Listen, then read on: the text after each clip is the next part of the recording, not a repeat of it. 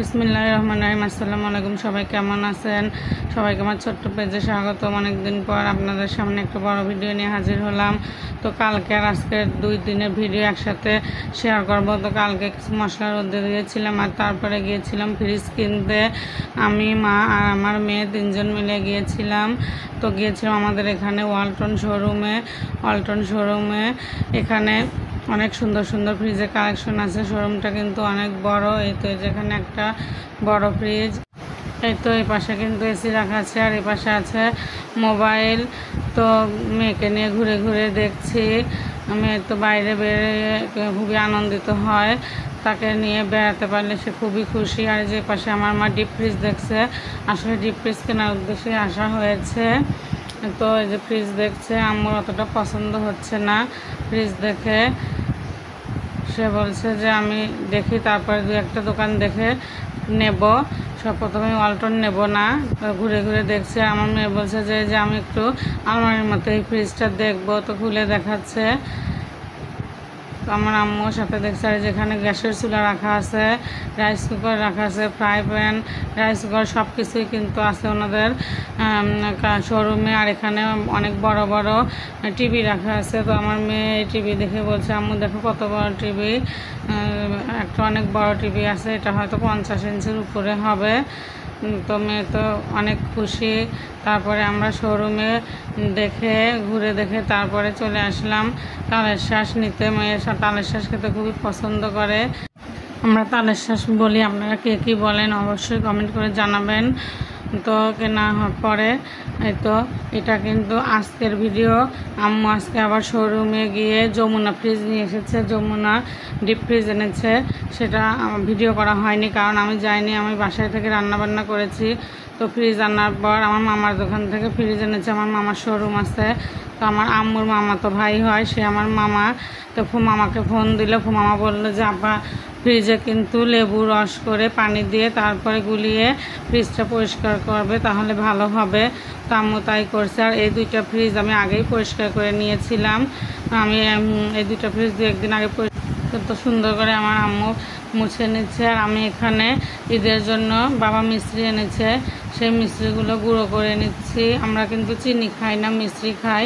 তো আমার ফোনে শব্দ আসতে পারে, ভয়েস দেওয়ার সময়, কারণ বাহিরে অনেক বৃষ্টি হচ্ছে। আলহামদুলিল্লাহ রহমতের বৃষ্টি নেমেছে, প্রচুর বৃষ্টি হচ্ছে, এই জন্য সাউন্ড আসতে পারে, কেউ কিছু মনে করবেন না। আর আমি এখানে মিষ্টিগুলো সুন্দর করে গুঁড়ো করে প্লেটে উঠিয়ে নেব। একটা কন্টেইনারে মিষ্টিগুলো রেখে দেবো। এই তো আমার গুঁড়ো করা শেষ। আর এই যে পাশে কাঁঠাল আমার মামি পাঠিয়েছে গ্রাম থেকে। আর এখানে অনেক মিষ্টি আনা হয়েছে, কারণ আমার বাবা বুঝতে পারেনি, সে প্রথমে এই মিষ্টিগুলো এনেছে। এগুলো এনেছে মিষ্টির দোকান থেকে। তো আম্মু বললো যে মিষ্টির দোকানের মিষ্টির আগে আব্বু এনেছিল, ওই সময় নাকি আমার আম্মু লাচ্চা সময় রান্না করেছিল আর দুধটা কেটে গিয়েছিল। এই জন্য আম্মু বললো যে ওই মিষ্টিটা অমনি থাক, এখন এনে ফেলেছে, ফেরত দেওয়ার দরকার নেই। তো আবার মনে হয় দোকান যে মুদিখানার দোকান, সেখান থেকে আবার এই মিষ্টিগুলো আনিয়েছে। এটা মেশিনে বানানো মিষ্টি, এটা খুবই ভালো, সাদা ধবধবে। তো তারপরে যে দেখুন বোতল ভরে নিয়েছে, ছোট ছোট অনেক পানি দিয়ে বোতলগুলো ভরে নিয়েছি। বোতলগুলো আগে পরিষ্কার করে তারপরে ভরে নিয়েছি।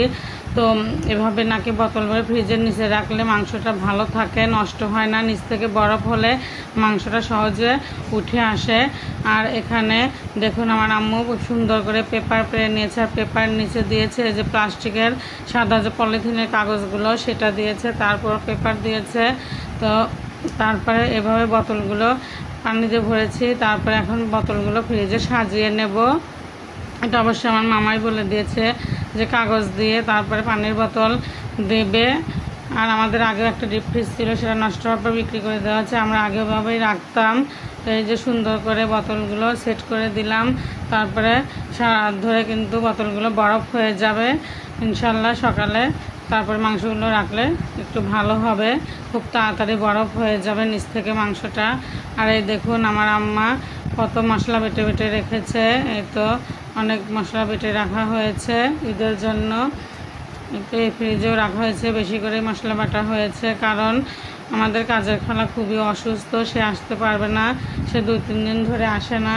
তো তার আগে তাকে দিয়ে বাটা হয়েছিল, আবার আজকে ব্লেন্ডারও করা হয়েছে, এই জন্য একটু বেশি করে বাটা হয়েছে। সে কয়েকদিন আসবে না। তো ওই খালাটা খুবই অসুস্থ, তো আম্মু বললো, ফোন দিয়ে আজকে বললো কালকে অবশ্যই এসে মাংস নিয়ে যাও, কাজ না করলেও চলবে। তো যে এখানে আমার মেয়ে তার মামার সাথে গিয়ে মেহেদি কিনে এনেছে, তার পেস্ট কিনে এনেছে। এই তো রাতে মেহেদি দিয়ে দেবো ইনশাল্লাহ। তারপরে যে বাবা বাজার করে এনেছে, এখানে এনেছে কুলসুন, লাচ্চা, গুঁড়ো দুধ, চিনিটা চা খাওয়ার জন্য আনা হয়েছে। আর যে 2 প্যাকেট কিশমিশ, একটা মেয়ের আলাদা করে আনার, একটা আমাদের লাচ্চা সেমাইয়ের জন্য, আর এটা কিন্তু চুটকি সেমাই বলে। এই তো তেঁতুল আনা হয়েছে, আম্মুর হাই প্রেশার আছে, মাঝে মাঝে গুলিয়ে খায়। আর কাঠবাদামও 2 জায়গায় এনেছে, মেয়ের 1 জায়গায়, আর লাচ্চা সেমাইয়ের জন্য আলাদা করে। আর এখানে যে পোস্তদানা, চীনাবাদাম, জয়ত্রী, শাহজিরা সব কিছু আনা হয়েছে। বিরিয়ানি মশলা আনা হবে, সেটা পরে, আনার কথা মনে নাই বাবার। আর এই যে মরিচ গোটা ফেলে রাখা হয়েছে, রসুন ছিলে না হয়েছে, পেঁয়াজ ছিলে রাখা হয়েছে, সব কালকের জন্য। আর এই যে লাল লাচ্চা খোলা আছে, এটা খেতে কিন্তু ভালোই লাগে, ঘি দিয়ে ভেজে রান্না করতে হয়। আর এই যে তারা ডিশওয়াশ, আর আপনারা তো দেখেছেন ভিডিওতে, মেয়ে ভিডিও করেছে, এটা আমাদের দোকানেই পাওয়া যায়। তো এই তো সাবান, সব কিছুই কেনা হয়েছে। তো আমি জানি অনেকে বলবে যে শো অফ করছে, আসলে তা না, আপনাদের সাথে একটু শেয়ার করছি। আর তো যে দুপুরে বাবা গিয়ে ছাগল কিনে এনেছিল, সেটাও তো আপনার ভিডিওতে দেখেছেন। মেয়ে তো খুবই খুশি। তো একটা গরু আনা হয়েছে, সেটা আমাদের ম্যানেজার ভাইয়ের বাসা আছে, সকালে নিয়ে আসা হবে ইনশাল্লাহ। তো আসলে অনেকেই বলবে যে গরু ছাগল এভাবে দেখানো ঠিক না। তো আমার মেয়ে অনেক খুশি হয়েছে, তাই আপনাদের সাথে শেয়ার করলাম। আর আপনাদের সবাইকে জানাচ্ছি অগ্রিম ঈদের শুভেচ্ছা, সবাইকে ঈদ মোবারক। সবার ঈদটা ভালো কাটবে আশা করি। পরিবার পরিজন নিয়ে সবাই ভালোভাবে ঈদ কাটান, এই দোয়াই করি। আর আমাদের জন্য সবাই দোয়া করবেন। সবাইকে শুভ রাত্রি।